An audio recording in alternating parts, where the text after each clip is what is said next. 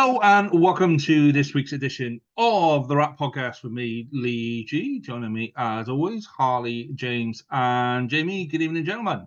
Good evening. Good evening. Good evening. One of us is a lot more chipper than the rest this evening, obviously, after last weekend, but more of that later. So let's start with drink of the week. Who wants to go first? No volunteers. I'm going to go first, and I'll volunteer with some water, because I've still got a bad throat after last week. I was still rough after last week. So, and then I did the rewind last night, and then I woke up in the middle of the night with my throat literally bursting out like that. So, yeah, I'm on water. Jamie, what are you on? I've got something from a company called Brew York, and it's called Participate. So there's a story behind this beer. They went to a public vote to ask what flavour they would like for their birthday. So they said, we asked the public to participate in a vote and help us choose our next sour. Following a sour showdown, pineapple and raspberry was a clear favourite for many, and Participate was born. So I don't normally trust public votes after Brexit, but I do have to say the public chose votes is a very, very nice beer. I like this a lot. It's fruity, it's tangy, it's everything I like in a sour beer. So it's a 9 out of 10 for me. And it's a lovely colour too, as you can see if you're watching on YouTube. It still looks like squash. Very nice, to be fair. It's very nice. It's really, this would be nice on a summer's day, actually. It's that kind of beer. It's good. It's really good. You're hoping a bloody summer's day. Jesus. Yeah, I know that's gone now, but what I'm saying is, you can, if you're in the garden, it's a nice day. You want to get on this beer. It's really nice. Participate, it's called. Yeah, so everyone hold that in your head for 9 months. Yeah, keep it. Yes. I like the name of the company, Brew York. I think that's a good name. I quite like that. Yeah, that did make me smile. Yeah, James, have you managed to make it to your local Lidl and raided the top shelf yet, mate? Nope, I'm still not on the drink in the week. Instead, I've got a nice bottle of water and a lovely white chocolate milky bar that I will tuck into. I'm surprised no one picked up on last week that I had a lovely stack of waffles delivered about halfway through recording, which I didn't realise were going to come. So I was tucking into a lovely Oreo, crushed Oreo ice cream and some waffles. I was just not paying attention to you, mate. Thank you. Oh, you Warren Gatland must not have been listening then. No, I'm still not drinking. Okay. Harley, have you got anything from your Tory fests? This isn't a Tory fest. This is Morrison's beer oil one. So getting through my first batch of the 4 for £7. So this is Conway Brewery. I'm pretty sure I've had this on the pod before, the Cloghlan Gold. Nice amber ale. I'm not going to go into it. It's very nice and drinkable, which after the first attempt from Morrison's is quite nice. Because the one last week was quite nice, but you missed that. I've had that one before as well. It is it's very drinkable. Okay, let's crack on with some news desk. So there is a little bit of news desk, James, and then we'll do some Wales squad news. So give us a news desk, mate. Okay, with the big news from last week, Gareth Davies, he announced his retirement from the international stage at the age of 34. So Davies won 77 Wales caps and toured twice with the British and Irish Lions in a test career that began in 2014 in South Africa. He helped Wales win a Grand Slam in 2019 and a Six Nations title in 2021. And of course, he scored that memorable winning try, didn't he, against England at Twickenham. I still get goosebumps from that in the 2015 World Cup that contributed to the hosts exiting the tournament at the group stage. Wonderful memories. Shane Williams is the only Welshman to have scored more tries than Gareth Davies at Rugby World Cups. So, fantastic career, brilliant player. Lee, you get the first word in this being a Scarlet. Thoughts on Gareth Davies' retirement? Yeah, I mean, in all honesty, it is probably the right time for him to retire. He's not going to make it to the next World Cup, even if he has, an outstanding year this year. And he's in that phase where you kind of got to look after yourself a bit more and be a bit more choosy about what you do. He's still in phenomenal shape. And I think on last Friday, his 2 tries last Friday put him as the top a Welsh try scorer in the URC, and I think he's not far away from Tommy Bow as well. There isn't a great deal. So for a scrum half, when you look at the rest of the list, it's wingers and fullbacks and all of that kind of stuff, and he's the only scrum half there. So he's obviously doing something right. Hell of a talent. It's a shame he had dips in form when he did, but because he would have gone on and reached the ton quite comfortably. But that's the way it is. I'm hoping now that he has a good season with the Scarlets, just focuses on the Scarlets, and I wouldn't be surprised to see him go and take the shilling, whether it's Japan or America, or I can't see him wanting to go and play French second division. It's not the place you go for a retirement. But yeah, I can certainly see him taking the shilling at the end of the season and departing with head held high and all of that kind of stuff. So yeah, gonna miss him a lot. Yeah, brilliant play for us. Harley, James, any thoughts on Davis's retirement before we move on? Or I think Lee said it all again. Key part of the Scarlets for years and for Wales.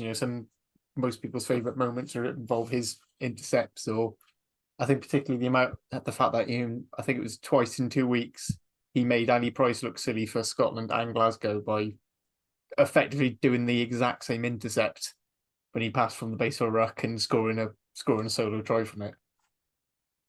Yeah. Absolute Wales, and I think we all remember 2015. It's yes, one of the best Welsh rugby moments out there. Or at least when TV was in colour, before any of the oldies start telling me about dialogues from 1923.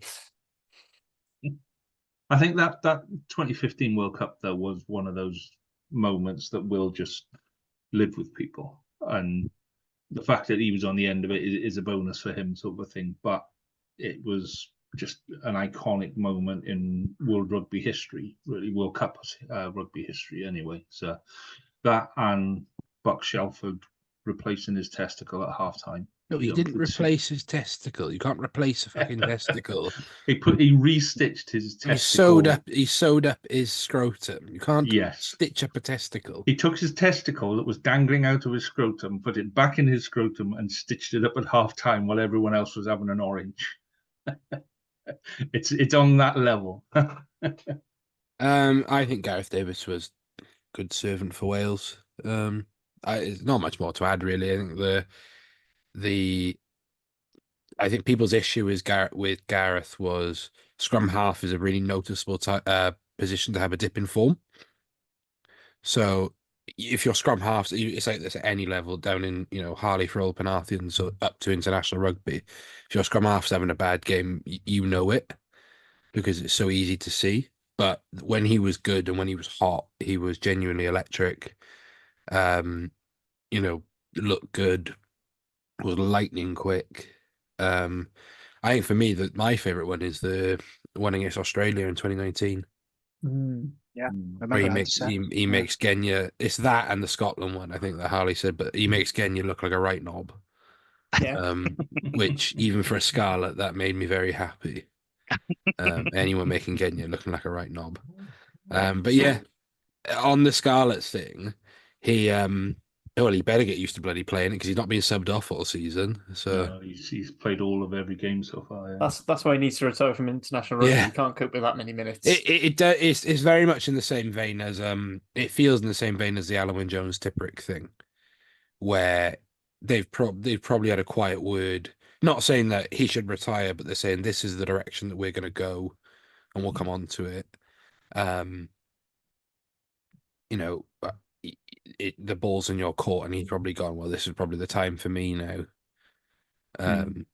So yeah, just quickly, I just want to hop on James's point about, like, with Gareth. You notice when he had a dip in form because he was so influential. I mean, it's something me and Hugh's discussed both on Twitter and behind closed doors as well, that the difference quite often between Cardiff and Scarlets games is Gareth Davis. If he's having a shit game, Scarlets lose. It's when he's on form, just absolutely unplayable. And yeah, I mean, there aren't too many players like that who can go from being absolute heroes to utter brain dead Labrador moments. Like that, some very questionable last minute kicks, etc. Yeah. I'm sure we all know the ones. Sometimes his decision making was very questionable at times, wasn't it, with Gareth Davis? But brilliant player, great servant to Welsh rugby. Depends if he had the family brain cell, wouldn't it? That was the joke. That was always the joke, wasn't it? If he had the family brain cell. Fine player though, really good Yeah. player for Great, Wales, yeah. Welsh rugby. Okay, Yeah. let's move on to the Wales squad then, shall we? And so obviously Wales squad for Autumn International was released today. Still some questions about Liam Williams even after that. Liam Williams to train with a squad but not be part of the squad as part of his rehab, which seems a little odd. But yeah, what did you all make of it, James? Let's start with you. What did you make of that Welsh squad, and how many Ospreys were in the squad? So 5 Ospreys in the squad. Adam Beard, Dewi Lake, Jack Morgan, Gareth Thomas, and Owen Watkin to 4 forwards, 1 back. Dewi Lake, squad captain. I'm not. I said this on X, right? I'm not shocked or angered or in despair at Wales squads anymore from an Ospreys point of view. If you'd have asked me, well, because I remember, the summer squad where we were the top region, and yes, there were injuries and things like that, but I still felt players had shouts. I was angry, but now it's pretty much what I expected. I didn't expect Watkins to get in at all. I thought he was going to roll the dice and take Max Page, or Johnny Williams, but there we are. I think the squad is fine. It's my only, and I was talking to Jamie about this. The only thing I was really shocked about is Roger Williams, right? But I'm also said to myself, like, is Roger realistically going to play? He might be on the bench against Fiji. It's fine. Like, there's not much to be excited about because 90% of these players we've seen already, and barring a few, they've not shown us anything that gets us excited, if that makes sense. Speaking on Dewi Lake, I think he's the right choice for captain. I don't think there's anyone else in that forward pack who, apart from Jack Morgan, has put their hand up and said, I'm going to be captain. On the summer tour, wasn't Jack Morgan co-captain? No, he was co-captain in the World Cup. World Cup, right? Okay. But he basically was a sole captain because Lake was injured in the World Cup, and then Dewi Lake led them in the summer. Yeah. And you could say he was really the only person to come back from that tour with a bit more credit in the bank. Maybe 1 or 2 others, but he definitely stood out for me. So yeah, I think the squad's fine. I think the team relatively. I think the forward pack picks itself. Maybe some stuff to throw around in the back, but yeah, it is what it is. Bottom line is, from an Osprey point of view, I'm not up in arms about Morgan Williams not being picked, or Dan Edwards or Morgan Morris, because if it didn't happen then, it's never going to happen now. I think Dan Edwards has time on his side. Ruben probably won't get in a squad. We know Kieran Hardy isn't in because he hasn't played enough minutes. He would have been in otherwise as third choice. So yeah, that's where I'm at. I think this squad's more headline wise for you three, I think. And do we have a Gloucester representative on the pod this week? Because all the Gloucester guys are basically ex-Cardiff anyway. We might need to start getting them on. So my question for you is going to be around Nicky Smith, and it's a conspiracy, isn't it? Yeah, it is. Makes you think. I have seen a couple of comments from Osprey supporters kind of going, is he any better now than he was when he was with the Ospreys? I don't think so. No, he's not. Maybe he's. No, I don't even think he was. I think maybe he's rediscovered a bit of the carrying form that he had a few years ago. He was a brilliant carrier of the ball when he first came onto the scene. I think I was actually thinking this on the way home. Would he have been in if Domachowski was fit? Is the question for me. And I don't think so. I think he still would have gone with Domachowski. So I don't think he's there. I think he's there on merit to a point. But I think he's there because Domachowski's not there. Is the cynic in me, because it's the inconsistency in not picking him. But no, more than happy. He thoroughly deserves. He's been fantastic for Leicester, and he's been folding that league up like a pretzel. So, I'm counting it as an Osprey being called up. Quite frankly, I'll take anything. Him, Sam Costello, Tommy Rafael, all Ospreys being called up in my eyes. Done the region proud. Okay, so Jamie, I'll ask you about Rodri Williams, because I think he's probably deserved the call up. I think he's been the informed 9 so far this season. He's certainly been more consistent than he has been, and he's benefited from certainly the improvement in defence has given him a better platform to play off. So has he earned his place in the squad? Well, look, I won't lie to you. When I saw Rodri Williams' name in the squad, I was shocked, but in a good way. I did not expect Rodri to be there. And yes, Ruben Morgan-Williams probably should have been in the squad. I really like Ruben Morgan-Williams, but as you know, on this pod and on Dragon's Lair, I've always banged the drum about Rodri Williams being constantly overlooked by Wales. And now he's got his opportunity. I'm really pleased for him. I think it's 10 years since his last cap. And I think that he's been criminally ignored. There's been times where he's been the best 9 in Wales on form, but he hasn't had a look in. And he gets his opportunity. And Gatland spoke today about his leadership, about him, about his pace, scoring tries, the tempo he brings. So I'm delighted. I'm really, really pleased with Rodri. How much game time he'll get? Probably not a lot. He is third choice. Let's be honest about it. But yeah, I'm really pleased to see him in there. It was a shock, but it was a nice shock. Glad to see Nicky Smith in. I know James already touched on this, but it is kind of ironic, isn't it, that Gatland wouldn't touch him when he was at the Ospreys. He's no better for Leicester than he is for the Ospreys. I've watched a lot of Prem rugby this year, but as soon as he goes over the bridge, he's selected. So I think there's a bit of an irony going on there. But he is Wales' best scrummager and loose head. So I'm delighted to see him in there. Pleased to see Blair Murray in there. I really like the look of him. Gatland spoke today about how impressed he was with that finish against the Bulls, his try. He's got something about him, and of course he's a Kiwi, so Gatland will like that. So pleased for him.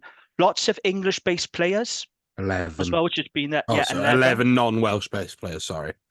Yeah.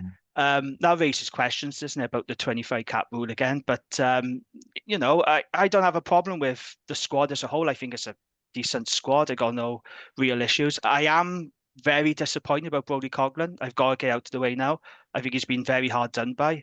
That was but my if point. it was a choice, to me, if it was a choice between him and Evan Lloyd, then Evan Lloyd was always going to win that because Gatland likes Evan Lloyd for whatever reason. I don't know why, but he does. I think he's been in great form. Brodie couldn't have done any more, but he's very unfortunate. As for the other call-ups, from a Dragons point of view, I think Tane Basham was probably a long shot. There's too much competition in the back row. He'll go to Japan in the summer. I think Maybe so. A lot of these players, sorry to jump in, a lot of these players that we're talking about will go on tour to Japan. Yeah, maybe. You're in right, the summer. Like a la 2013 Wales. 2017. Yeah, as well. Yeah. No, they weren't in Japan then, were they? They were in Argentina. No, they did the Pacific Islands, but it's the same thing. Oh, They took the change squad to cover the Lions. But the same Not that we'll have that many Lions.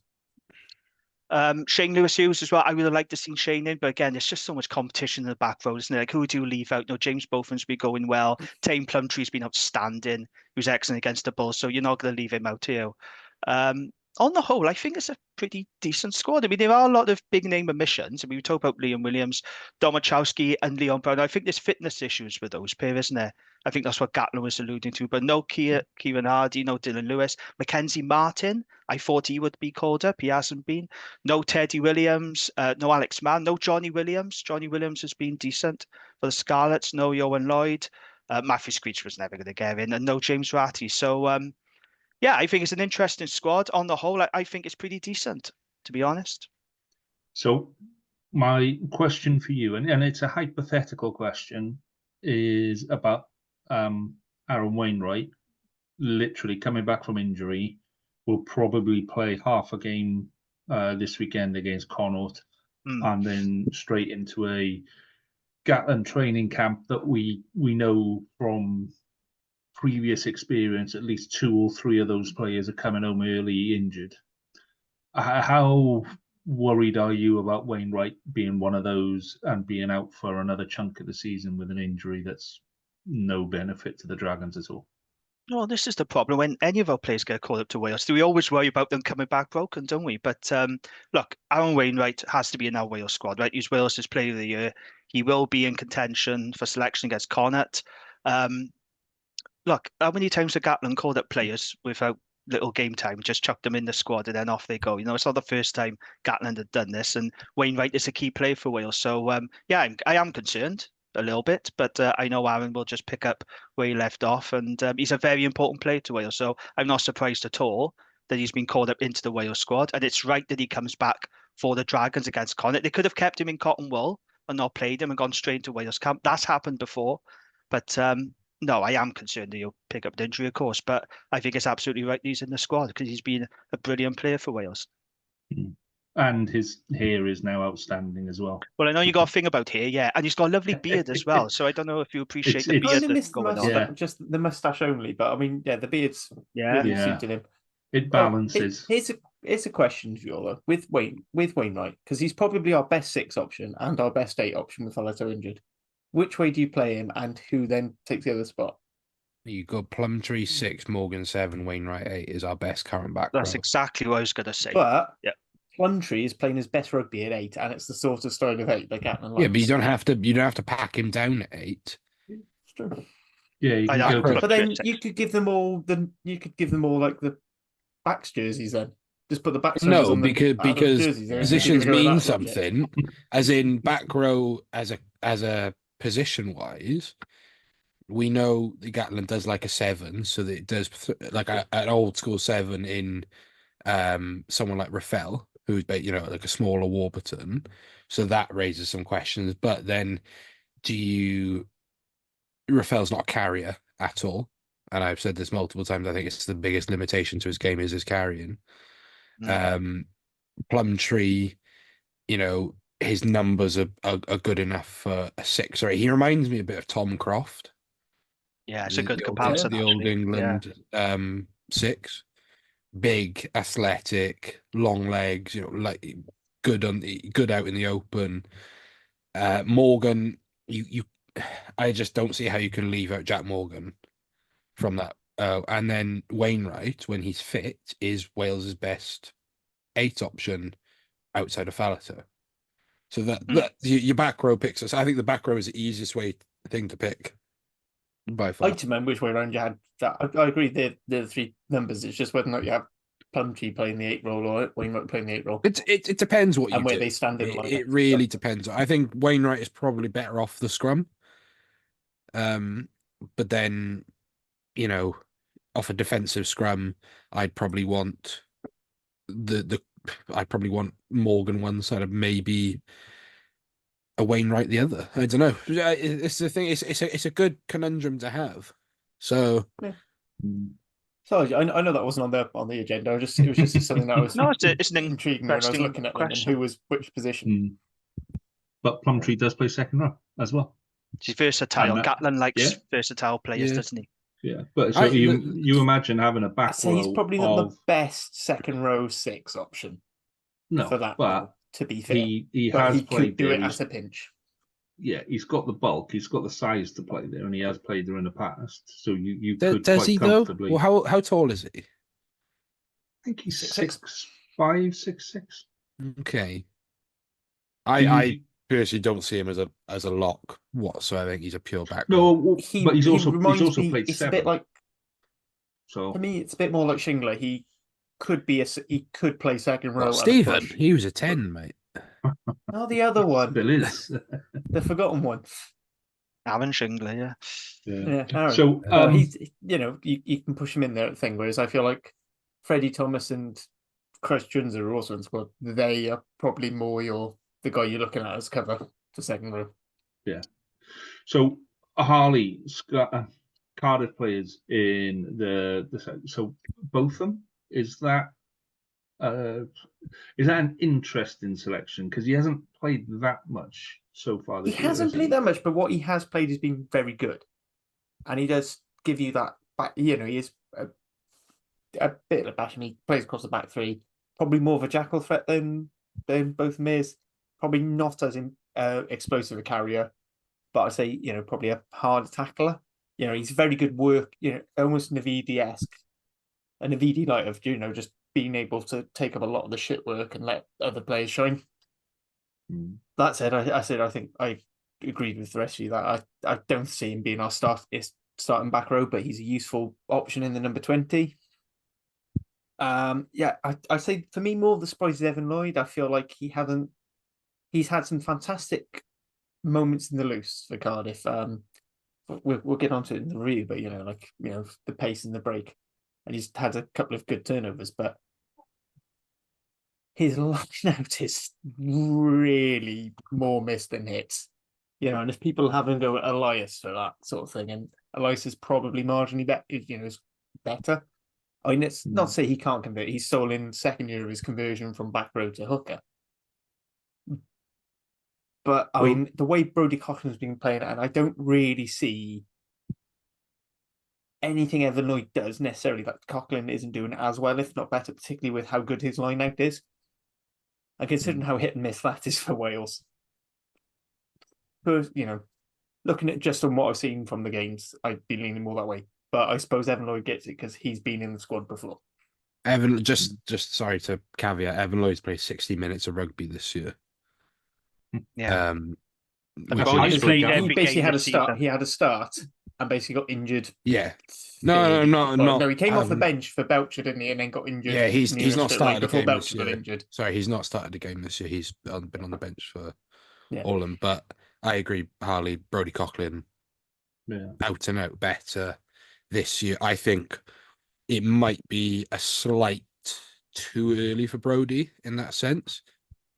I think he's one that'll definitely be on that Japan tour for me if he continues that form. I get what you mean about he's playing well. Get him in, but as we know, that doesn't count for, you know, certain teams. Jamie, you know, I feel your pain. And No, also, his time will come. also He's young shorter- and he will have an opportunity, I think. So I'm not too downhearted, but I did expect his name to be in the squad. But look, We're he's also going young. to have a he's shorter opportunity. lead in. So I imagine they're going to want to have they don't want too many changes for this. And yeah, maybe the summer when you're going to have a bit more prep time is the time to get him in on doing calls, especially with people like Beard and Rowlands coming back in for running your line out. So just quickly then, Harley, last question for you is on Ben Thomas. So Gatland said that Anscombe isn't kicking because he's injured, but he's in the squad.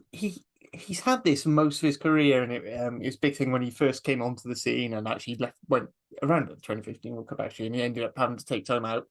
He was out of the Wales squad for a few years because of this groin injury, and that obviously plays up with goal kicking. So if you don't need to have him kicking goals, then you know don't aggravate the injury because then it allows him to free up and play. Ben Thomas was a very good kicker whenever he took the tee at Cardiff. Really should be doing it full time for Cardiff anyway, because the Beer's slightly better than Sheedy this season. They're both terrible, to be honest. I mean, it does suggest that we're maybe seeing Ben Thomas at inside centre, which could be a different change in dynamic. My worry is that will be yet another Gatland squad, yet another different style of play.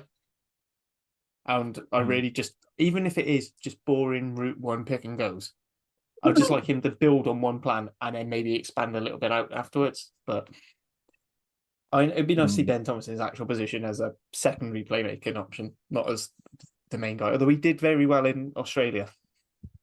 So there's that.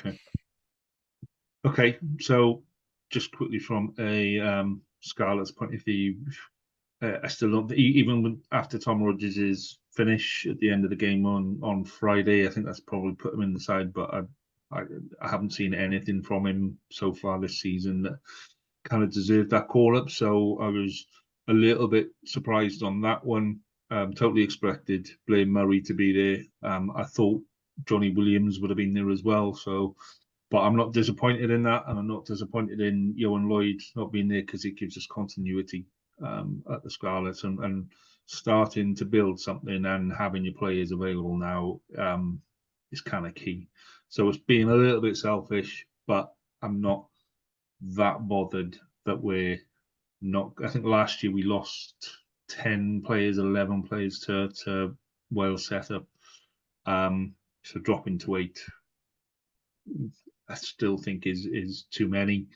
But yeah, Eddie James was the other one. Eddie James is a fantastic player, but hasn't really set the world alight so far this season. Not knowing what he can do, seeing him before, he's been solid, but he's not really done anything to put his hand up and go, hey, you know, I'm international level. So that was, I'm not biting my surprised tongue that he's so much right now. well, no, I'm not What do you surprised wanna that say? he's there, but he hasn't done anything to.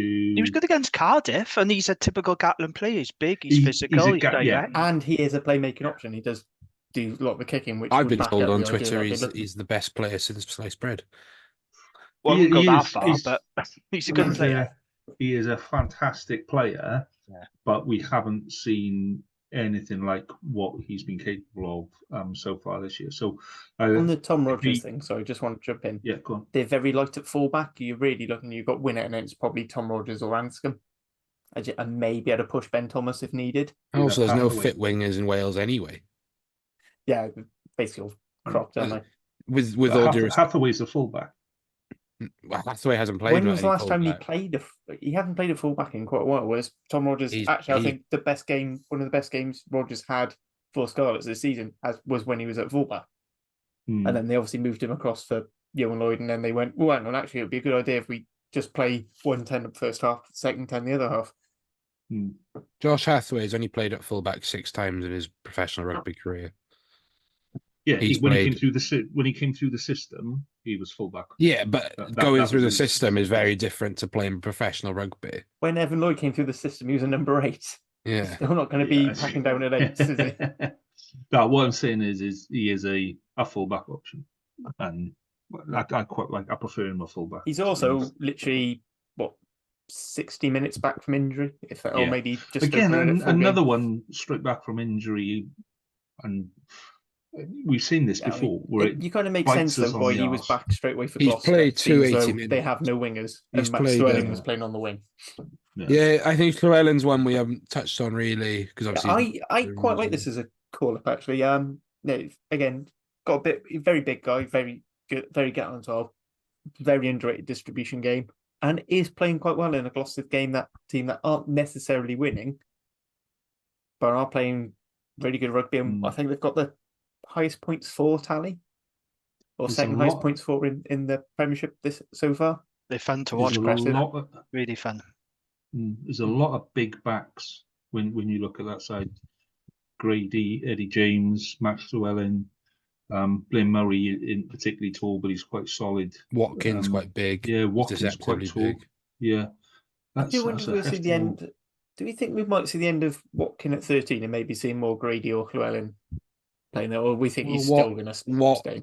What the issue And is moving Watkin more clearly into a 12. Gatland and Forshaw have said to Watkin, right, that we see you as a defensive leader. Hmm. You don't lead the defensive line from 12 because it creates a bigger dog leg than is necessary. So yeah, but I mean, there've been plenty of 12s who are the defensive leader. Hmm. Gail Foxy was the led it from defensive 12. leader for Wales, Yeah. and because he led at Yeah. 13. So that's what they've said to Watkin. The issue is how do you set up that centre berth for Wales now? But it all depends on. We know it'll be Thomas and Anscombe. How does he set up that centre? Because if he goes Grady, then he needs an older head or a more calm head outside him. Whereas if he went Eddie James, you can have potentially a bit more of a playmake. You can have someone else. I think. Does he go Llewellyn at 12? There's so many permutations, right, of what he does at centre, and it'll be really interesting. For all we know is from the press conference vibes, he said that Ben Thomas wasn't being looked at 10 this time. So you could put Thomas at 12, and then we could see sort of Grady at 13. You know, so there's permutations to every pick. That's why I think it's an interesting squad. Oh, I mean, there's a little bit of me selfishly that would love to see the old combo of Thomas Anscombe, Maxwell, and Mason Grady. And then you can't But go I think it'd stroppy be when a they terrible play shit idea. and we take the piss It'd be out a of terrible them. idea. But Yeah. there's just a bit of nostalgia about it for me. Let's move. There's going to be plenty of time to discuss Wales squad, and I was going to say there is one more new cap we haven't really touched on, which is Freddie Thomas. yeah, and that's probably one that we will leave till another day, just because he's outside of Wales and we haven't seen him that much. And if he turns up in a game, then we'll talk about him. He's fine. Being linked to the Dragons, maybe that's part of the plan. Get him capped, get him coming home. So keep an eye on that. Who isn't linked to the fucking Dragons these days? Bloody hell, He's been linked to Cardiff as well, pot apparently. kettle black, isn't it? Yeah, exactly. He has been linked to Cardiff as well, but Drags are front runners apparently. We'll see. Okay, let's talk about actual rugby and games that were played last weekend. And so obviously we've all got our pods this week. Jamie's done his already, and lost connection about 10 times. I know. I had a shock. There was a few gremlins in the system, but we actually managed to get an interview out of it. It was quite good, actually. Mike was a very good guest. It didn't sound like you had gremlins, so you know it's. He did a great job on the editing. That's because I was up to 1 o'clock last night editing Jamie's. Oh, you should have stayed up that late, man. I had mate, another hour and a half. I had to rewind. Tried to calm my daughter down on the phone. Right, let's start with Ulster Ospreys on a Friday then, James. I mean, I know what you're going to say, but there were positives. There are a lot of positives in that game. Positives in everything. I took a shit earlier, and there were positives in that. Like, yeah, but that was. You know what I was saying about editing and how long I'm going to be editing. Look. All right. So let's get the elephant out of the room first. Is the 40% number that's or figure that's being thrown around, right, and talked about on to death, right? That number is accurate, right? So when you say we cannot play them because of resting and because of injuries, it is not because of the WRU, or it's not because the Ospreys want to rest them. Every player is part of a union, right? Or every player should be part of the union, the WRPA, right? Which is the Welsh Rugby Players Association. Per their union deal, they can play an allotted number of minutes before they have to be rested, right?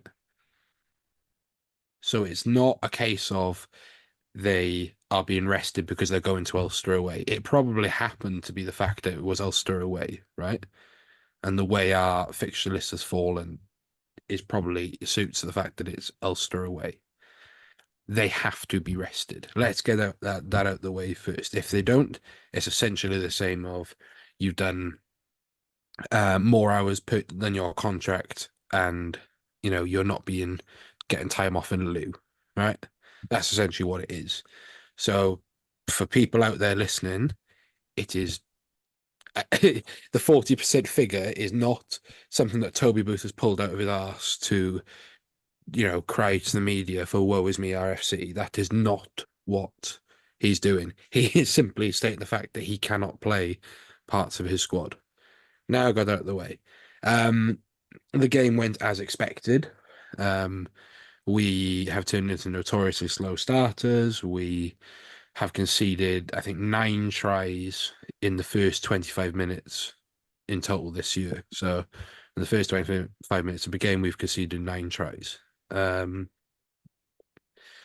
We are being pushed off our own scrum. There just seems to be no cohesion in the backs. I think we're kicking. We're essentially doing what Scarlett said last year, where we're trying to force it and we're not kicking the ball half as much as we were. Stat came out this week that Gareth Davis is the person who's kicked the most in the Irk this week on 60 plus times. I think I have to dig it out, but I think Ruben was on nearly 70, 80 kicks this time last season. That's how less we're kicking. Good to see Keelan Giles back.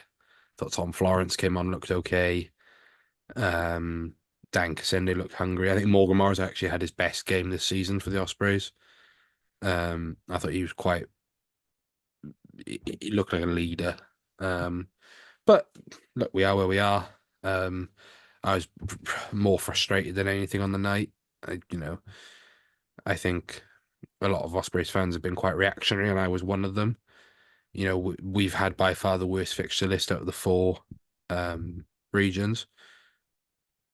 We've had Dragons away, which is not a givey, as we found out. We had Stormers at home, which could have gone either way. If they had a full squad, that could have been a very different score. Munster away, Bulls at home, and the Bulls brought over that side. So look, and then Ulster away. So look, we've had a dodgy fixture list. We've got umpteen players out. I think there's no reason to panic yet. I'm not panicking that we're bottom of the Irk. I just don't see the reason to. But no, we are where we are. We lost. We're taking on the chin. I've spoken to people within the camp. They're not worried. They fully believe that they can turn this around. But I'm great. Sorry, for the SRC listeners, great to see Dan Jermaine, who is someone who I've touted when he was in the 18s last year, to do on good things, comfortable at lock and 7, and then Rhys Thomas, who was with our academy, had spells at Coventry, now back at Aberafon. So big congrats to them guys, and just shows the pathway, is working. So that's a really unusual combo, 7 and lock. Yeah, you'd be surprised, but genuinely, he was at lock for all No, of I watched age a lot of what grade. he did, and yeah, I wouldn't have said he was a lock, but yeah, he was Partnered very good. Evan Hill at age grade, who's at Bridgen now, but then is equally as comfortable at 7. Another one from which is a really weird combo, played for both Lucha and South Gower. That's 2 opposite ends of Swansea, that is. So But yeah, also the fact that he plays 7 and lock, Rob Bax is going to be after him now, because anything to not play an out and out open side. Well, Shunza plays 7 and second. So. Well, he doesn't play 7. He wears the number 7, but he plays. He plays second row on the open side. Yeah, is basically what he plays. Okay, Rob. Yeah, but that's my book with extra. So, your message to, and I've only seen 1 or 2 of them, but your message to fans that are saying, in line with what's been on a couple of other podcasts about this is all Toby Booth's fault for announcing it at the start of the season, blah blah blah blah blah. Time for him to go now, and let's get it done with, and all of that kind of stuff. That's a load of tosh. I think that I'm trying to put this diplomatically.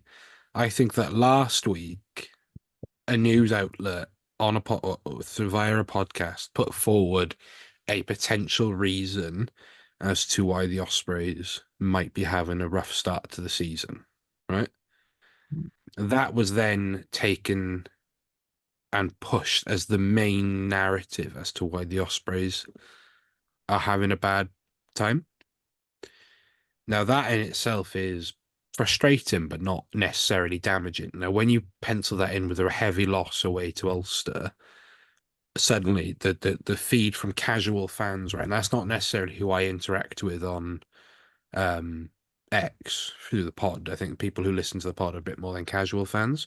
If I went onto the Facebook comments or a Facebook group, right, and Jamie knows this, who's someone who's active, and the Dragons ones as well, is that people will look at them headlines, right, and take things at face value. Yes. So when you see that Ellis Jenkins has said that the reason Ospreys are having a bad start to the season is because Toby Booth has announced that he's leaving, right, a la Wayne Pivac 2017, a la was it Sven-Göran Eriksson for England back in the day, things but there are examples of it. To the casual fan, that is the reason. So when they see then that they've had a heavy loss, the first thing they go and do is comment saying, well, Booth has checked out now. It's clearly Mark Jones managing the squad, or Booth is not given 100%. When clearly there's no empirical evidence for that. There's no evidence that Toby Booth is doing sweet FA. And I know for a fact it's untrue. So that's my gripe with it. My gripe is not with the narrative itself, because no one ever knows what's going on behind closed doors at a rugby club. My gripe with it is it's the main narrative being pushed by Wales's premier rugby media outlets. Whoa. Let's not go bigging up the opposition, fella. Let's No, they're keep not the a level opposition, on Lee. it. They're the news. It's not the opposition.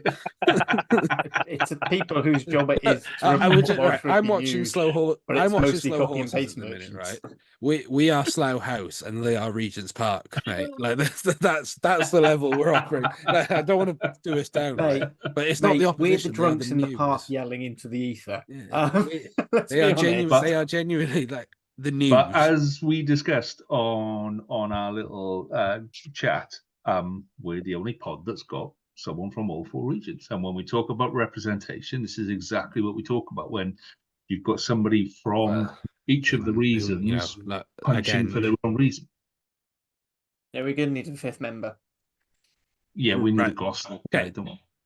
So what I said was, right, for listeners know, I said that at the minute, I don't feel that Scrum 5 have particularly good representation for all regions, right? Particularly us.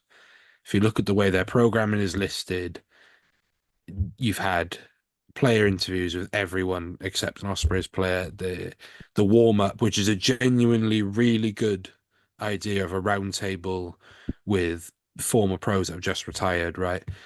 Our only representation has been Scott Williams and Alex Cuthbert. You know, two of the names you just roll off the tongue when you think, right, I list some Ospreys players, right? Scott Williams and that's my gripe, okay? We also haven't been on Scrum 5 Live. Again, you know, it's petty, but it matters, right? To a casual viewing audience. When you have when your games aren't being broadcast in English as a primary, right? So I take my grandfather, for example, right? He's 80 odd. Texts me when he can't get to a game. He says, are we on TV this week? If I say to him that we're on S4C, he said, that's fine, I can watch it, but I can't understand it, and he doesn't enjoy it as much. It's on the red button. You get English commentary on the red button. Right. To be honest, Trying to I'd explain rather red listen- button to An 8-year-old man. yeah. Look, Yeah. now I know where James is going with this one. Yeah, I get it. What, just I'd press rather a listen- red button on the remote. It can't be that hard, can it? don't know, right? Okay. But what if Shanklin is your commentator? Wouldn't you rather have it in But Russian? what I mean is Taiwanese? we're Let's missing not start out. beef with him again. Yeah, right. What Leave right, Tom just alone. to finish this, because I don't want to dwell on this. What I mean is we're missing out on pre-match analysis pieces, interviews with our players. Okay, that's what Ospreys fans aren't getting. Is you see the Scrum 5 when they're broadcasting, they clip up things, you know, interview with Tame Plumtree, or they've had it interview with, I don't know, give me a Cardiff player, Gavin Allinson, or someone, you know, right? These things matter to the rugby public because it's how you're perceived, and it is a petty gripe, right? But it's my gripe, and you know, we're not realistically, and we worked this out, is we're not going to be on Scrum 5 Live until New Year's Day when we play Cardiff away, because that's always on. That is always a New Year's Day BBC game. So, and it's the way fixture lists are fallen and things. There's so many things around it. What but, about the Saturday game against the Scarlets? It's a 3 p.m. kickoff on a Saturday. That'll be either at S4C or that'll be Premier Sports. If you're lucky, but most likely Premier Sport because if it was Boxing Day. No, because it's on the 21st of Yeah, I know, but December, if it's meant to be on Boxing Day, if it was on Boxing Day, then it would be broadcast. So S4C had it S4C last. tends to take a precedence over Scarlet's derbies because it's more predominantly Welsh speaking. But at home. yeah, what look, I will say with the Ospreys, mate, yeah, it is last season Scarlets had a ton of shit because we had no representation anyway, and they put a lot of effort in this year to Westphalian media, we know, we can see. to courting media outlets for making players available. Even the Scarlet's pod. So they've now got their third interview with a senior team player tomorrow. Yeah. That's and that's what I'm saying. It's that the club has gone out and gone, we want to be that main narrative, which the Ospreys did well last year. You're not hearing what I'm saying, though. I said it's not a case of them going out and saying, here are our players, because the Ospreys we've made a fucking documentary. So it's not saying the club's not out there and pushing out narrative around players. What I'm saying is we are not being represented by the main outlet for Welsh rugby. It's not a case of appearing on podcasts or things like that. They are not being, and it's frustrating. That's all, because as an Ospreys fan and as a rugby fan, right, I want to hear what former Ospreys have to say. It just happens they'll happen to be in pissing jobs, right? They're not all unemployed like Cardiff and Scarlet's players. They're all coaching. But that's where we are, and it's a petty gripe, but it is frustrating when you go on, you see, right, oh no, it's Scarlets v Zebra. Zebra have been on Scrum 5 Live more than Ospreys this year. But that's just the way they when are the game, like Scarlet's, a lot of Scarlet's games who've been on the Scrum 5 slot, it's because they play that's your first I game, fully agree with you. It's petty. That's just the problem with the downside of the fixture list. Like, that's the thing, it's petty, all your but 3 p.m. it matters. Saturday kickoffs, but you won't go on TV. You have also been on S4C pretty much every week as well, so at least and again, I agree with Cardiff you. had 3 consecutive games with no free-to-air coverage apart from the delayed access S4C. But the S4C thing is fine, because it's fine, we're on S4C, but you can watch the match and that's it. Unless you're a fluent Welsh speaker, you don't get to see analysis. You don't get to hear what pros have to say. This stuff matters. This is stuff what makes rugby visible. But the question is would you rather no free-to-air at all? Or would you rather gents, we can go around this all night, yeah? Let's move on, because otherwise I wanted to give you a chance to talk about it, James, just because it's obviously something that's I bet you wish you had it now, though, Lee. Yeah, and I'm like, fucking hell, boys, I got to get up to I didn't ask for this, by the way. This was I know, but I wanted to me. give you the opportunity to talk about it, right? So I'm not going to talk about Scarlet's Bulls in any great detail, other than I said, if you want to go into great detail about Scarlet's Bulls, the Saucepans and Sidesteps podcast will be out on Wednesday. They're recording tomorrow night, and they've also got an interview with Jack Price lined up. Fingers crossed. That one comes out as well. This is the one time you should talk about the Scarlets. I know. He was bloody brilliant, and people will listen to this and they want to hear from you talking about it. But for me, I had to watch the game on catch up the day after. I literally yes, again. It was really nice, and coming down the motorway, and I said to the Scarlets, but my car's got one of those things where it reads out your text messages, and I'd said to them, right, don't fart about with that was a nice kick and what's happening in that scrum. Just give me the scores, and that's it. And oh my god, there was hundreds of messages, and I still couldn't work out the score. And by the time I'm trying to reply to them, going, look, boys, what's the score? Because you do the text to speech to text thing, and then you get that was a good scrum. Yeah, a good clearance that was. And I'm like, no, you should try being on the private women's rugby chat.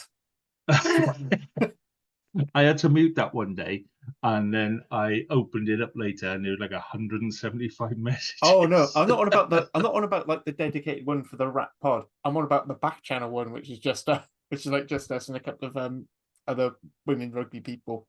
And you guys, it's like 200 messages, and they're all stickers. Yeah, it's insane. So anyway, Scarlet's Bulls. I mean, I got in on 77 minutes. That's when I started watching from first time round, and you could just it felt like the stadium was a few years ago. and I think that's the key bit now. Is the feeling is back. What, The- empty in COVID? The or... fact that we could still be empty, we'd have twice as many as you. Count the touch, Judge. There you go. We've just doubled the Ospreys. But I get what you're saying, but it's the wrong week to say it when you had your lowest modern attendance. Yeah, but now we're on with that up is coming. You know, you can feel that confidence. You've got the perfect game to fill the stadium afterwards. And it's one of those things that you can feel, and the noise was there, the feeling was there. What wasn't there was the bloody coverage from Premier Sports. I thought that was really, really poor. And BBC, I should add as well. Yeah, was it BBC as well? Scrum 5 was the primary broadcaster, so Premier Sports would have been piggybacking off that. Yeah, it's usually their own comms, and that's it, really. Well, there was an Italian guy that kept coming up, going, "Yeah, we're all good. We are all he's fantastic. He's off you go." And then there'd be nothing. Was he French? So for me, that was a victory that's been 6 weeks in the making. You could see there was one point where they almost tried to take Josh McLeod off, where his eye was closing up. You can only see out one eye. He'd had a battering there, and one leg wasn't working, and all of that kind of stuff, and nothing was taking him off that pitch because he was there. We spoke a lot last year. He's trying to get injured because he's played so many games in a row now, and he feels unusual and weird. It's not normal to play 3 games in a row and not get battered. But yeah, I thought he was outstanding. Plumtree was outstanding. Player of the match, well deserved. Yeah, but we spoke a lot last year about the culture that was there, and maybe last year it wasn't in the right place. And you got to give credit where credit's due, that a lot of stuff has changed, and that culture is there now. That the boys are fighting for each other. The player I am really impressed with is Marnus hooker. That guy is an absolute animal, and he looks like Martin. He looks like Big M. You're welcome. No, he is, mate, and he's playing a shitload better for us than he did for you because he kissed. So he only played once for us, but you wouldn't know about him if it wasn't for us. So, but when you so Big M interviewed another great Scarlets him, player, not developed by the region. Yeah. When you put him and Martin on 2 screens side by side, it is like looking. It in is the mirror. uncanny, to be fair. It's but then again, I said that one when Josh McLeod won Player of the Match the other day, and it genuinely looked like someone had photoshopped Big M onto a Scarlets player. So now I feel more sorry for Marnus or Big M. Always Marnus. So there was. It wasn't just that Tom Rogers try at the last. We spoke about Blaine Murray's try. I think that was probably more impressive, taking 3 South Africans over with you from 22, but it was just a dog. We started really poorly, and last season we'd have just thrown the towel in and gone, bollocks to it. And this year they fought for it and they got what they deserved. So yeah, delighted. But loads more stuff on the Scarlets podcast. Do go and chase that one down. That'll be up on Wednesday. So let's talk Edinburgh, Cardiff. Harley, do you want to talk first half or second half, or how do you want to do it? Well, the beginning was bad. It tailed off in the middle, and at the end, and the less said about the middle, the better. Or something along those lines. So it's getting really hard to stay positive nowadays. So yet another game. We basically kick off, camp in their 22, series of errors, and they break through, and then we spend 10 minutes defending our own line, and Edinburgh only get 3 points, because I'll be honest, Edinburgh, as much as I'm sure Ben will disagree with me on the URL, Edinburgh they're not great. Like, their tries mostly were brute force, and then Cardiff were too knackered at the end. But let's be fair, that's all it takes to beat Cardiff, is to just be bigger and physical. I mean, the Ospreys have been showing us for nearly a decade. Yet again, really wasteful. So we had 0.8 points per 22 entry. Like, you can't do anything in rugby if you are scoring less than the point every time you go in the red zone. Coughing up, it's coughing up ball. I mean, like the Thomas Young finish in the corner was great, lovely. It's, we missed him thing. But then but then the next attempt, his non-try was, I'll be gentle and say maybe he didn't realise his both feet were behind the ball, but he would know that you've got to have both feet back there. And actually, all it took was kind of to be a bit patient, take a couple more phases, and we're probably in the corner. I mean, a lot of people point to some of the refereeing decisions. I think they got the Gilchrist call right. I think that was a yellow. I mean, there is a really significant, there is a drop. I don't think Gilchrist is. I don't think it's necessarily a red there, and he is sort of sitting back. Look, some people might say that if you start a line-out drive just inside the 22 and you get all the way to the 5 metre line before the opposition pull it down, that's a penalty try. The referee disagreed. Fair enough. What's unforgivable is the fact that we then lost the following line-out, conceded a penalty, conceded another penalty, conceded about 3 more penalties, then got yellow carded just before half-time, and that basically killed us. And then there are other areas. So Evan Lloyd makes a fantastic, he steals Edinburgh lineouts through an overthrow, busts up 70 metres, and then the offload doesn't. And then the offload to Josh McNally doesn't go to hand. We knock on, we lose the scrum, we then infringe at the lineout, and we go all the way back. There is one other contentious call someone said was about Edinburgh players leaving the line out to form the maul before the ball's been thrown in, which they'd been warned about. Again, the fact we were in that position, I think, is more testament. And then that last try we conceded was just this is what I was saying about Evan Lloyd having an absolute shocking day at line out time. Like you can't, like, Teddy Williams is at full height. He's exactly where he needs to be, and the ball's gone 2 foot over his hands. That is a bad throw. You've got to blame the hooker on that one. That's a hard job to do. To be fair to the guy, you've got to move It's a that hard ball job, a fair old but then- distance. It's a hard job, but then again, it is his job. And it was and there was just a series of lineouts, so just toss, and it's getting a bit of the same old Cardiff. And to 82% tackle success, considering how passive we are, we're not actually particularly, other than at the breakdown, we're not particularly aggressive off the line. You should really be making a lot more 1-1 tackles. Is it Gabe Hamer-Webb on the wing, missed loads, and Mitney's up against Doohan, and that's, that is quite a lot to stop. But Sheedy's missed the load again. Ben Thomas coming into covering, they basically end up missing the load. And we made Edinburgh look a lot better than they are, frankly. Because if you look at that first sustained period of pressure when we were fresh, they just could not get around us. And then by 60 minutes, the legs had gone. The bench wasn't having the impact it said, which is part of the reason why I'm not surprised Mackenzie Martin's come in, because I don't think he's having as impactful a second season as he did in the first season. It's just all the same shit. Like, I don't know how many times I'm gonna have to say the line-out's terrible, our defence is a little bit too soft, and we play really pretty stuff in the middle third, but when it comes down to it, we cock it up or we get too eager. So the question, so I'm going to be careful how I phrase this question, yeah, and this isn't do you believe it or anything like that. It's, are fans questioning, is Charlotte the right person to be in charge? I still think it's a bit too early to say that, but you're looking at this block of fixtures and thinking, right, we've got 4 home games, 2 derby, and one of the away games being a derby.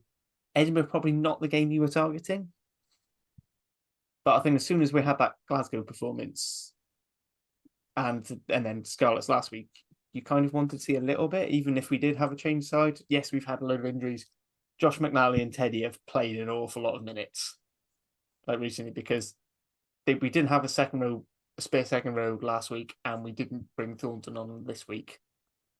And Josh McNally's made a few decisions towards the end of games which are basically just tighten us.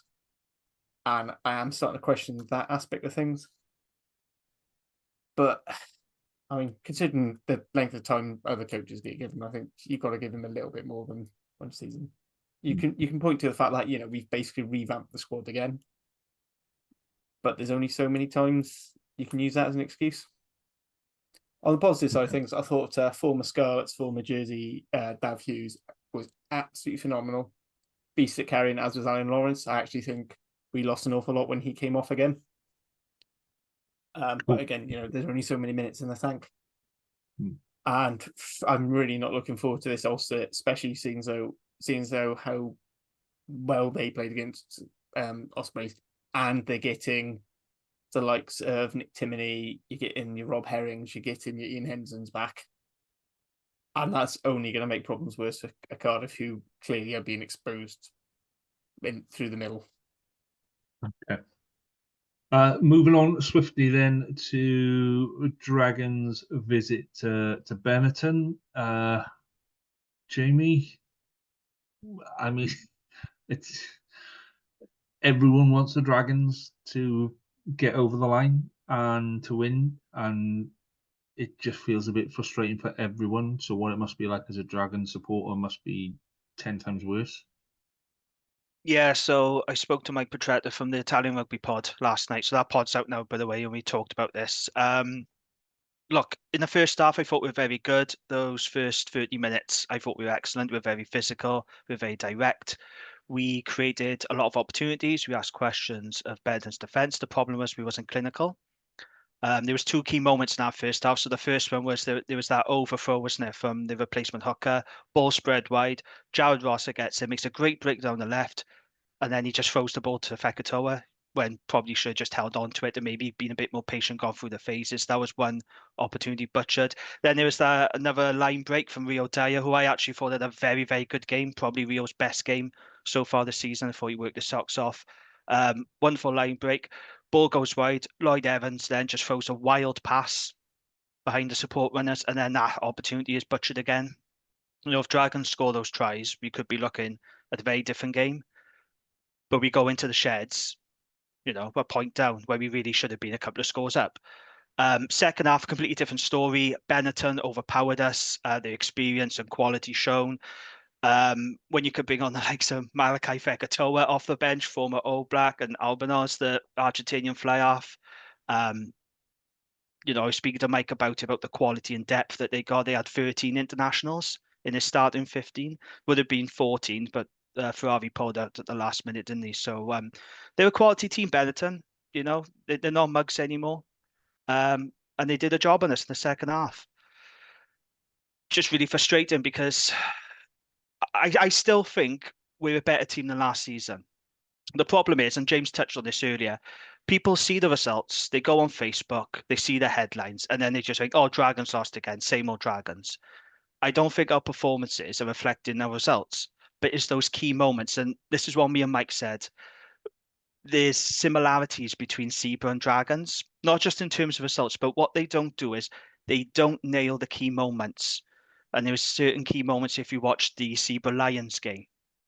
They had opportunities, just didn't take them. And it's the same with Dragons. They create opportunities, but they just don't nail them. And then they're left paying the price for it in the game later on. The scrum struggled, to say the least. Completely overpowered in the scrum. Leon Brown had a tough day.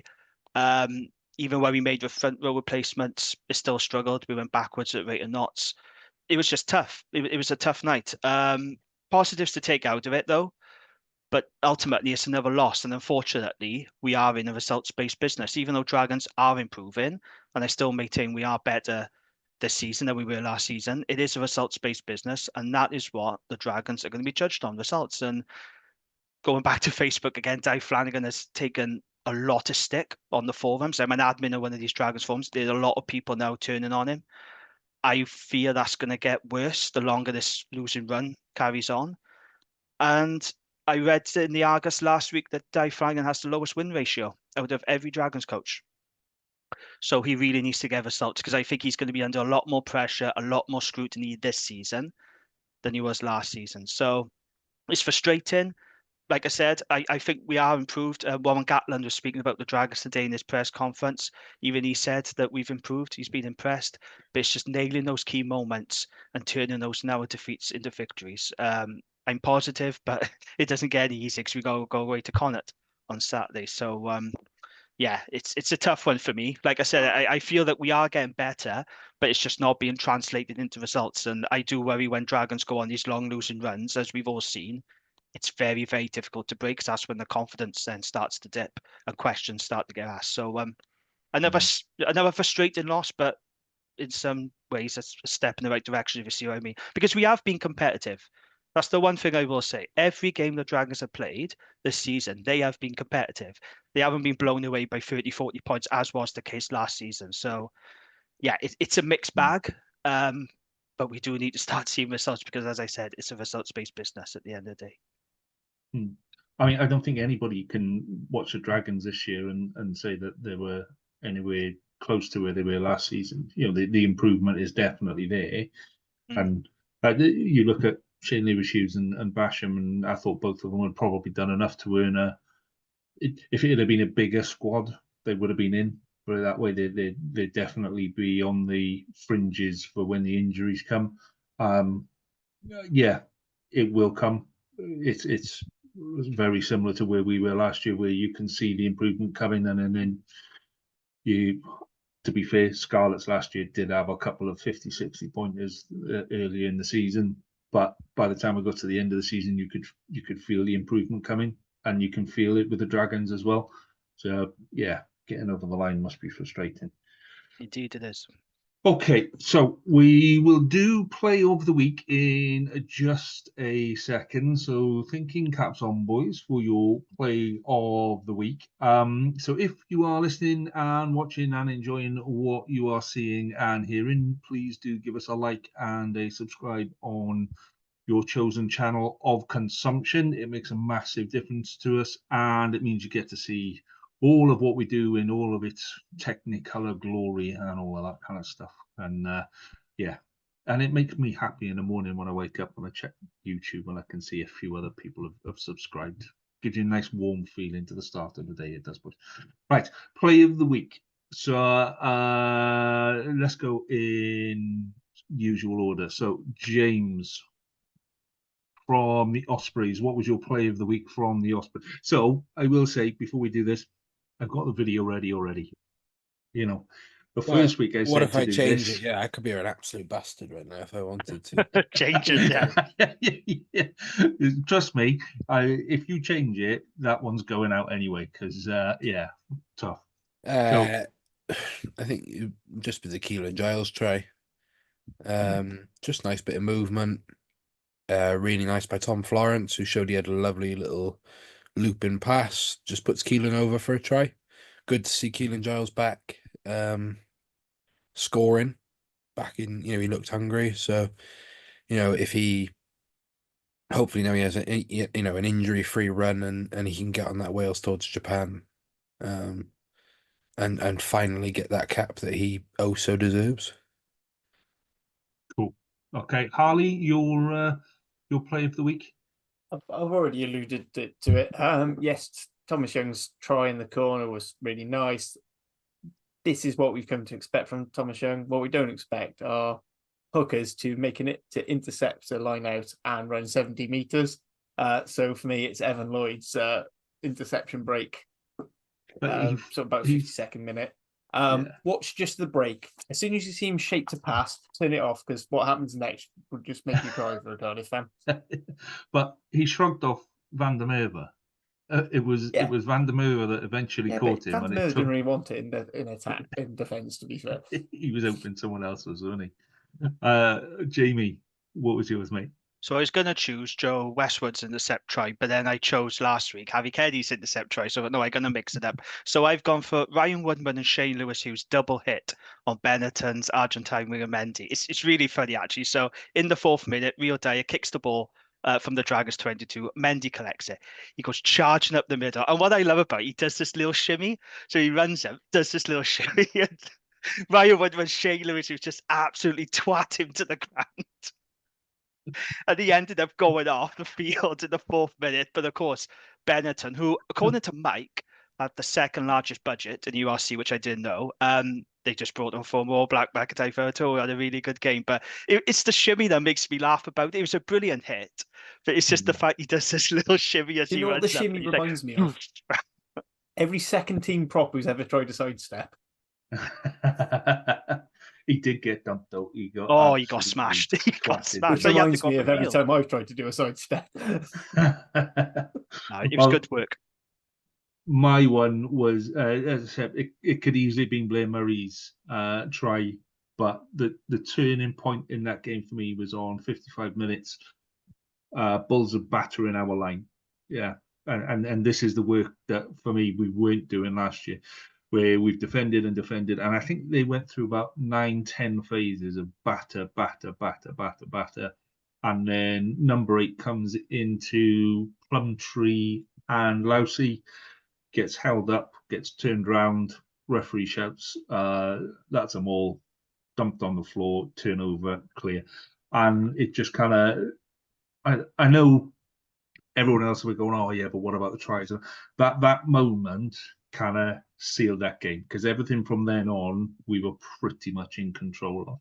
And yeah, it warmed the heart, especially from a back row point of view, to see Plumtree and Lousy do that. So yes, that was my one. They will all be on social media tomorrow morning. Feel free to vote and comment.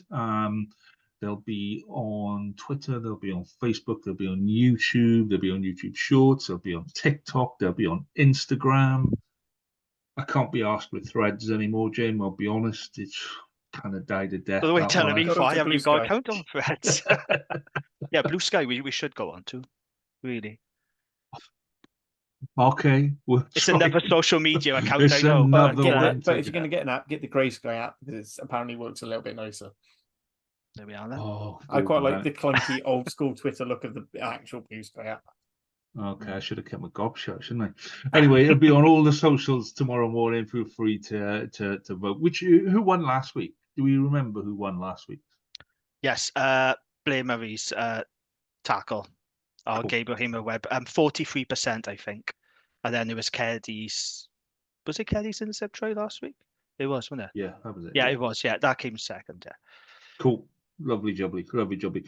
Okay, let's rattle through previews and prediction. Harley, how do you want to do predictions? Do you want to do them as we're doing the previews, or do you want to do them at the end? Which way do you I mean, I want to do prefer doing it that way, but I mean, you keep overruling me on this. them? So I said to you, do you want to do them as we're doing them, or do them at the end? And you said, yes, do them that way. I said Which I way- prefer doing them as we go, but Right, you keep okay. overruling me and make us do them at the end anyway. So I've stopped All right, we'll having do an them as we opinion, go. Okay. like a good little minion. We'll do them as we go. Right. I'll start with Scarlet Zebra. For me, this is about building momentum, and it's a really easy game to take lightly. And I don't think you can take Zebra lightly, even with the results that they've had. They should have beaten Cardiff. They should have beaten the Lions. They could quite easily turn quite a few sides over. So we cannot afford to take this game lightly. Beat Munster. Yeah, exactly. Yeah. They're not a weak side, and like you say, if there's a couple of passes that stick, then all of a sudden they've won 4 out of their 5 games, and it's in the world's in a very different place. So yeah, for me, we put out a strongest side and we go hell for leather. And it's when we're building momentum, this is the game that you want when you're building momentum, but it's also a bit of a banana Just skin in that time for you a go- 4-week break. Yeah, exactly. There's nothing to hold back from. So yeah, we've got to go for it. My prediction on it would be Scarlet by 8 on that one. I was gutted last week. I went Scarlets by 2. Scarlets win by 1. In typical. So I've even had comments from people asking why didn't I predict Scarlets by 1, which is taking the piss, to be honest. But yeah, so You still got the most point. You still got 4 points for that and the Bulls Ulster game. Yeah, but so yeah, Scarlets by 8 for me last week. So if you guys want to do your predictions, Jamie. Scarlets by 14. Because I think it's a really good chance to get 3 wins in a row. When was the last time that happened, Lee? Scarlets winning 3 games in a row? Do we actually know? my memory isn't that good, Nick. When they beat You basically New discussed this Zealand, yesterday. South Africa, and Australia in 1972, probably. It was during the run up to winning the Yeah, I think the it must have league. been in the champ. I don't remember winning 3 games on the trot. Was it that outside long of the Peel? ago? championship. Has Dwayne Peel won league 3 win. games? Well, that's what I'm thinking about. Mm, Has he won 3 consecutive games in a row? no, he's No, not we won 3 haven't. on a row. Oh wow. Okay. And No, I unless said you it's go the last end time of was season, during the league. Yeah, no, when even they if you won. go end of season, start of season, no.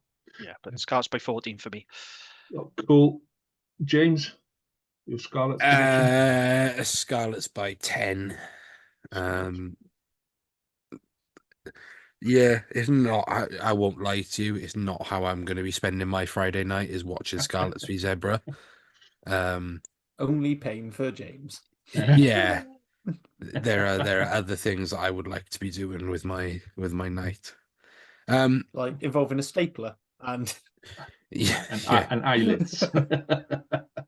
Can I ask you something just about win percentage a second? Because you mentioned it earlier, Jamie. Hmm. I'm very interested. I was very quickly interested to see what the win percentages of different coaches are. What do you think Dwayne Peel's win percentages? If Low you had to 20s. guess, Somewhere in remember the he low does 20s. get 2 games against Cardiff a year. Hmm. Well, no, 24? You 24? think 24, Lee? Hugh did this last week, so I can't remember the number, but it's ahead of Cardiff and Dragons.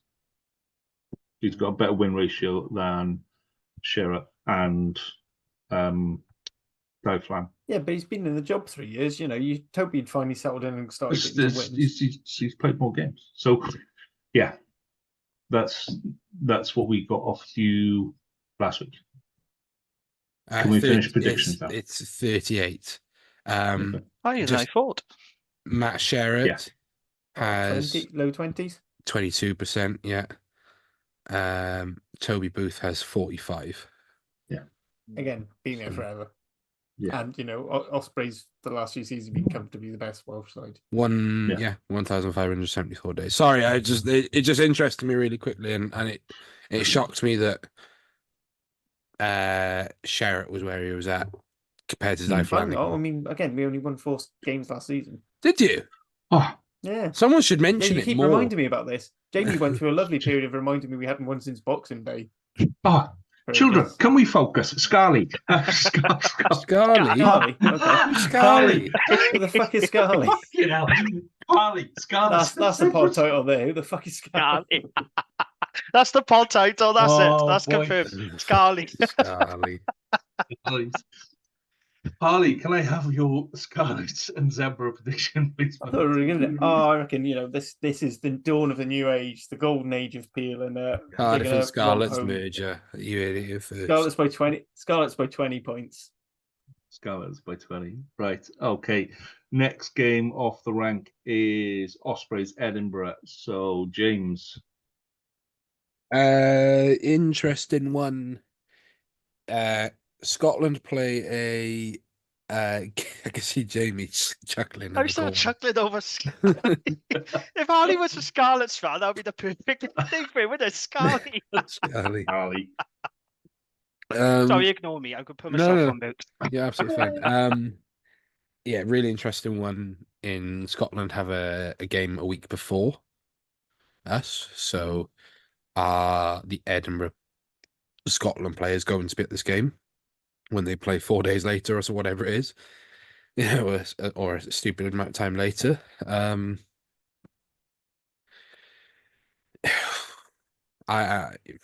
don't know.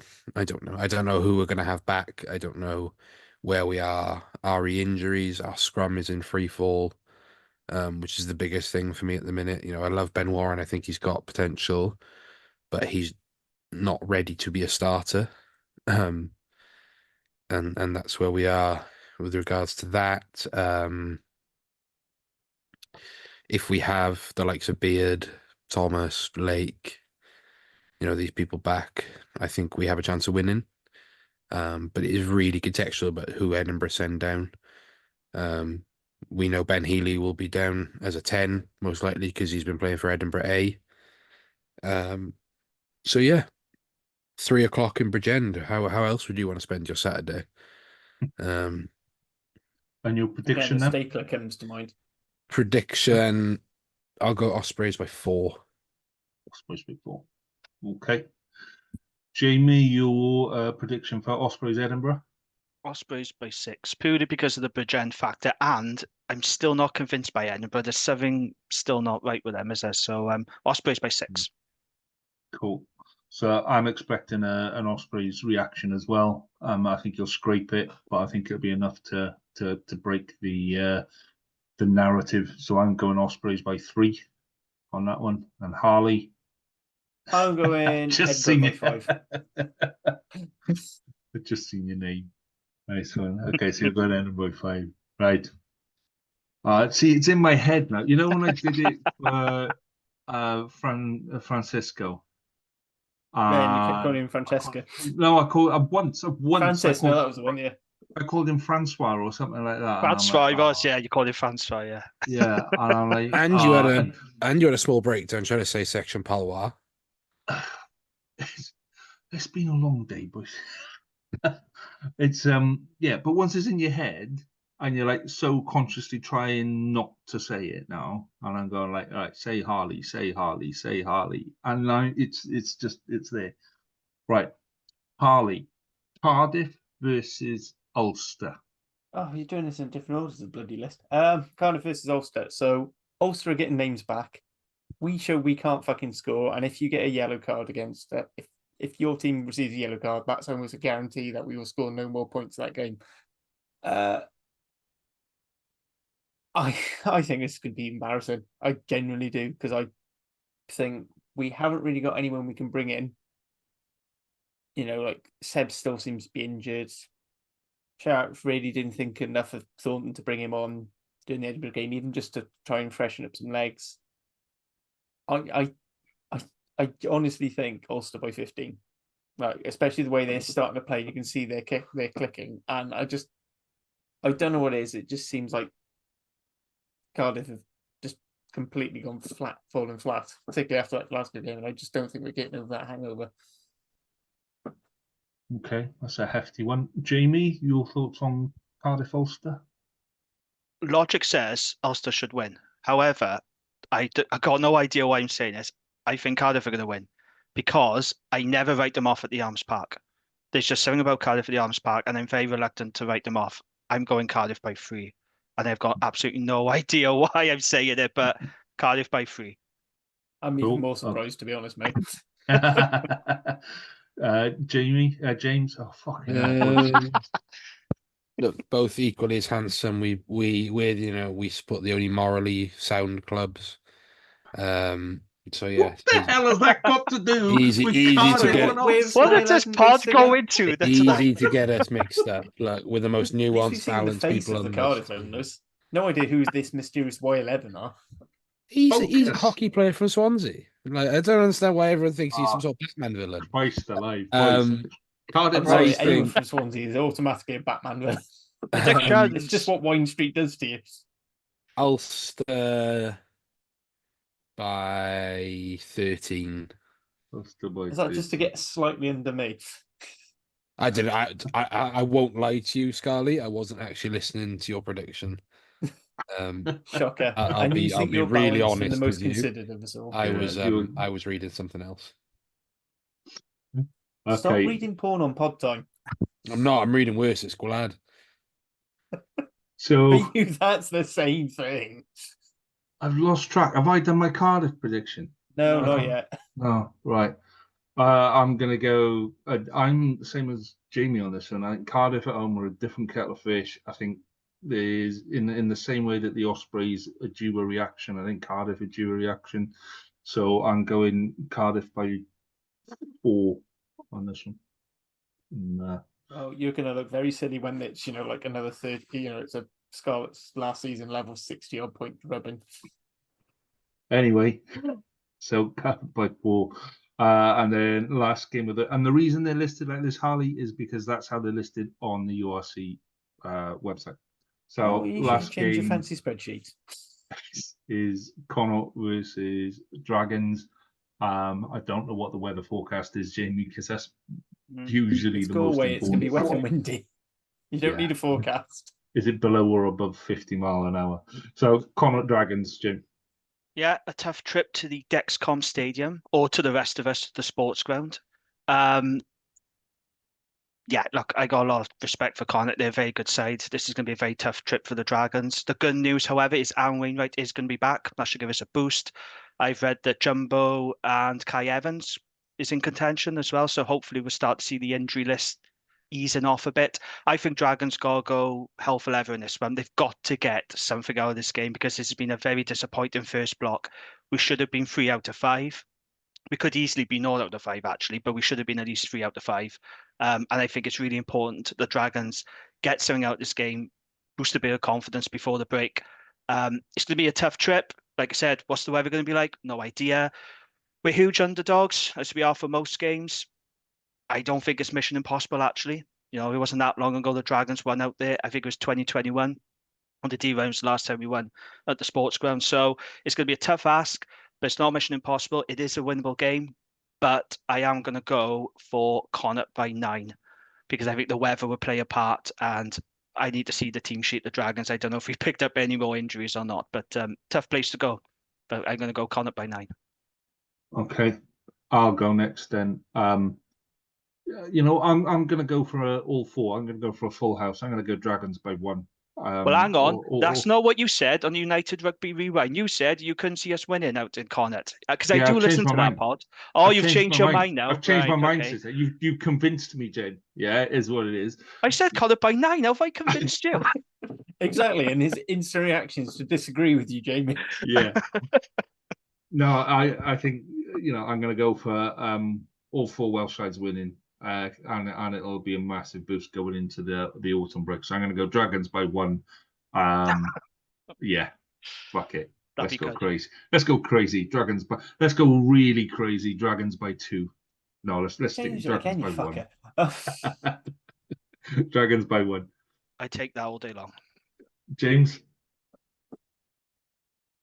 This game screams 12-9 with a red card and for one team in there somewhere. I don't know why. I just think it would be a poor game. And no games out in Galway are good quality games anymore. Like they're just, especially this time of year, it's just fucking awful. Dragons are in a sort of similar boat actually to Ospreys going out to Ulster. You go out with a really big injury list. I think it's gonna be tough. I'll go Ulster. Connacht. I've got PTSD. I got Connacht by 7. I think Dragons have the mentality to make a game out of it, and this will be a really good test of where that defense is at. Yeah. Okay, and that just leaves us with you, Harley, to finish off with Connacht and Dragons. I didn't do this on purpose. I put my predictions in earlier, but I've gone right to the middle of James and Jamie with Connacht by 8, just because I just think the way they're playing, and after that Leinster game, I think they're going to be a bit bummed about not getting anything out of that. So I think they're going to want to. They're going to be smart, and they will be targeting us for 5 points, no doubt about it. It's going to be tough. Yeah, I mean, I know Connacht fans at least they see the Welsh sides as someone they should be getting 5 points from every time, regardless of how realistic that is. So no, I mean, most other sides seem to. I was going to say pretty much everyone in the league does, don't they? Yeah. Right. Okay. So that's our predictions finished. We've got just enough time, Harley, to quickly run through where we are in Prediction League at the minute.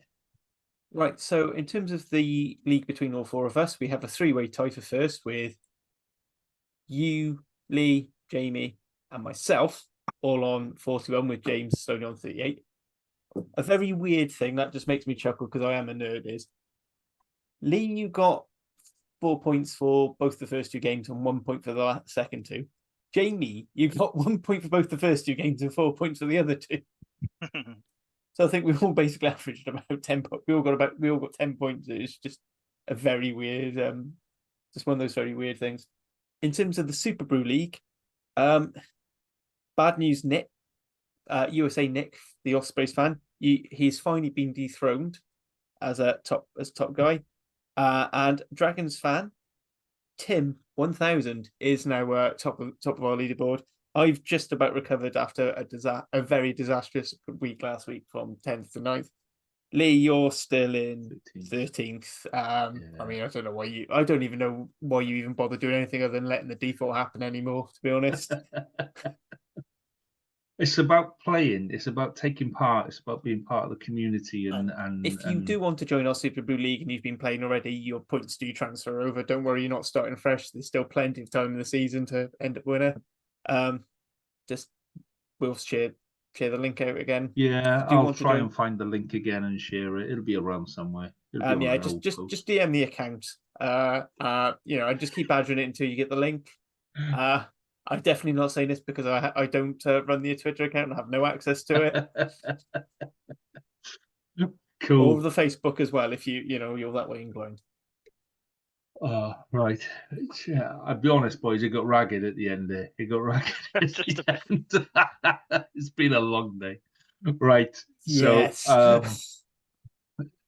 just before we wrap up then, so Jamie, you're not going to be with us for a couple of weeks now because you're taking a break. Taking a well-deserved holiday, yes, correct. Yeah, indeed. So it'll just be three of us for a while, and then halfway through that, I'm going to disappear as well, and Hugh's going to take over from me as well. So we'll try and do some different stuff through the international period. Just to get. Somebody wants to talk about shirts and away shirts and who's got the best kit and who's got all of that kind of stuff. I mean, it's always the Dragons. I mean, is there any debate anymore? I'm going to leave correct, it. Harley. When Hugh takes over, that's one for Hugh because I couldn't give a shit. Right, gents, thank you very much. Jamie, enjoy your break. And you too, I shall see you once again next week. And in the meantime, enjoy your rugby. All the best. That's that.